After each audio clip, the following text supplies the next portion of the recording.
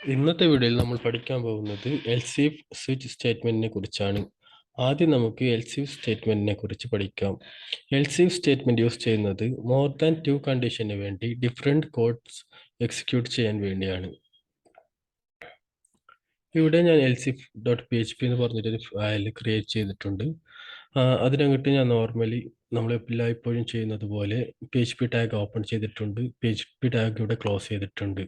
ഇവിടെ നമ്മളൊരു എ എന്ന് പറയുന്നൊരു വേരിയബിളിലോട്ട് 10 എന്ന വാല്യൂ അസൈൻ ചെയ്തിട്ടുണ്ട്. ഇനി ഈ സ്റ്റേറ്റ്മെൻറ്റിനകത്ത് നമ്മളൊരു കണ്ടീഷൻ കൊടുക്കുവാണ്, $a<5. അങ്ങനെയാണെങ്കിൽ ഹായ് എന്ന് പറയുന്ന സ്ട്രിങ് നമുക്ക് പ്രിൻ്റായി വരണം. ഇനി നമ്മുടെ അതിൻ്റെ എൽസ് ഇഫ് പാർട്ടിൽ വേറൊരു കണ്ടീഷൻ കൂടി കൊടുക്കുവാണ്.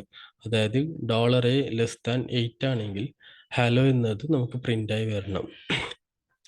അതിൻ്റെ എൽസിൽ നമ്മൾ കൊടുക്കുകയാണ് എക്കോയ്ക്കകത്ത് നണ്ണ്. അതായത് ഈ രണ്ട് സ്റ്റേറ്റ്മെൻറ്റ് കണ്ടീഷനും പ്രോപ്പർ വർക്കായില്ലെങ്കിൽ ശരിയായില്ലെങ്കിൽ നണ്ണെന്ന് പറയുന്ന വാല്യൂ ആയിരിക്കണം നമുക്ക് പ്രിൻ്റായി വരേണ്ടത്. ഓക്കെ, ഇവിടെ നമ്മൾ മോർ ദാൻ 2 കണ്ടീഷൻ യൂസ് ചെയ്തിട്ടുണ്ട്. ഇതാണ് എൽസ് ഇഫ് സ്റ്റേറ്റ്മെൻറ്റ്. ഇതിൻ്റെ ഔട്ട്പുട്ട് കൂടി നമുക്ക് നോക്കാം.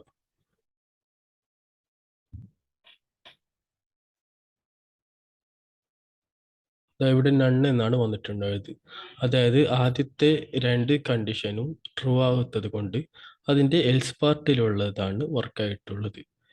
ഇതാണ് എൽസ് ഇഫ് സ്റ്റേറ്റ്മെൻറ്റ്. ഇനി നമുക്ക് സ്വിച്ച് സ്റ്റേറ്റ്മെൻറ്റിനെ കുറിച്ച് പഠിക്കാം. ഡിഫറെൻറ്റ് കണ്ടീഷനെ ബേസ് ചെയ്തുകൊണ്ട് ഡിഫറെൻറ്റ് ആക്ഷൻ എക്സിക്യൂട്ട് ചെയ്യാൻ വേണ്ടിയാണ് നമ്മൾ സ്വിച്ച് സ്റ്റേറ്റ്മെൻറ്റ് യൂസ് ചെയ്യുന്നത്. ഓക്കെ, ഇവിടെ ഞാൻ switch.php എന്ന് പറഞ്ഞിട്ട് ഫയൽ ക്രിയേറ്റ് ചെയ്തിട്ടുണ്ട്. അതിൽ നമ്മൾ നോർമൽ ചെയ്യുന്ന പോലെ PHP ടാഗ് ഓപ്പൺ ചെയ്തിട്ടുണ്ട്. ഇവിടെ ഞാൻ PHP ടാഗ് ക്ലോസ് ചെയ്തിട്ടുണ്ട്. ഇനി ഞാൻ കളർ എന്ന് പറയുന്ന ഒരു വേരിയബിളിലോട്ടേക്ക് റെഡ് എന്ന് പറയുന്ന ഒരു വാല്യൂ അസൈൻ ചെയ്തിട്ടുണ്ട്. ഇനി നമ്മൾ സ്വിച്ചിനകത്ത് $കളർ, അതായത് കളർ എന്ന വേരിയബിൾ പാസ് ചെയ്തിട്ടുണ്ട്. ഇനി നമ്മൾ 1 by 1 ആയിട്ട് കേസ് വെച്ച് ഇത് ചെക്ക് ചെയ്ത് നോക്കുവാണ്. അത് ആദ്യത്തെ കേസിനകത്ത് അത് നമ്മൾ റെഡ് ആണോ എന്ന് ചെക്ക് ചെയ്യുകയാണ്. അത് റെഡ് ആണെങ്കിൽ എക്കോയ്ക്കകത്ത് കളർ ഇസ് റെഡ് എന്ന് പ്രിൻ്റ് ചെയ്ത് വരണം. അത് ഓക്കെ ആണെങ്കിൽ അവിടെ അത് ബ്രേക്ക് ആവും. പിന്നെ അതിന് ശേഷമുള്ള കോഡൊന്നും വർക്ക് ആവില്ല. ഇനി നമ്മൾ രണ്ടാമത്തെ കേസിനകത്ത് ബ്ലൂ ആണെങ്കിൽ എക്കോയ്ക്കകത്ത് കളർസ് ബ്ലൂ എന്ന് നമ്മൾ പ്രിൻ്റ് ചെയ്ത് വരാൻ കൊടുത്തിട്ടുണ്ട്. അതേപോലെ തന്നെ മൂന്നാമത്തെ കേസായി യെല്ലോ ആണെങ്കിൽ എക്കോയ്ക്കകത്ത് കളർ ഇസ് യെല്ലോ എന്ന് പ്രിൻ്റ് ചെയ്ത് വരാൻ കൊടുത്തിട്ടുണ്ട്. ഇനി ഇതൊന്നും വർക്കായില്ലെങ്കിൽ, ഇതൊന്നും മാച്ച് ആയില്ലെങ്കിൽ നമ്മൾ ഡിഫോൾട്ടായിട്ട് ഒരു കോഡ് കൂടി നമ്മൾ കൊടുത്തിട്ടുണ്ട് വർക്കാവാൻ, പ്രിൻ്റ് ചെയ്ത് വരാൻ നോട്ട് മാച്ച് എനിത്തിങ് എന്നാണ് കൊടുത്തിട്ടുള്ളത്. ഇത് നമുക്കൊന്ന് റൺ ചെയ്ത് നോക്കാം. ഓക്കെ, ഞാൻ ഇവിടെ സേവ് ചെയ്തിട്ടുണ്ട്. കണ്ടില്ലേ, കളേഴ്സ് റെഡ് എന്ന് വന്നിട്ടുണ്ട്. ഓക്കെ, അതായത് ആദ്യത്തെ ബ്ലോക്ക് ഓഫ് കോഡ് ഇവിടെ റൺ ആയിട്ടുണ്ട്, വർക്കായിട്ടുണ്ട്. ഇനി ഇത് നമുക്ക് വേറെ എന്തെങ്കിലും കൊടുത്ത് നോക്കാം. ഗ്രീൻ എന്ന് കൊടുത്ത് നോക്കാം. ഓക്കെ,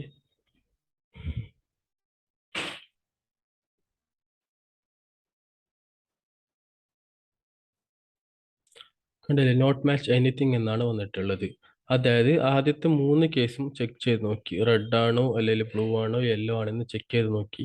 അത് മൂന്നും മാച്ചായി വരാത്തത് കൊണ്ട് ഡിഫോൾട്ടായി കൊടുത്തിട്ടുള്ള ഇത് കോഡ് പ്രിൻ്റായി വന്നിട്ടുണ്ട്. ഇതാണ് സ്വിച്ച് സ്റ്റേറ്റ്മെൻറ്റ്. ഇന്നത്തെ വീഡിയോയിൽ ഇത്രയുമാണ്. ബാക്കി നമുക്ക് അടുത്ത വീഡിയോയിൽ നോക്കാം.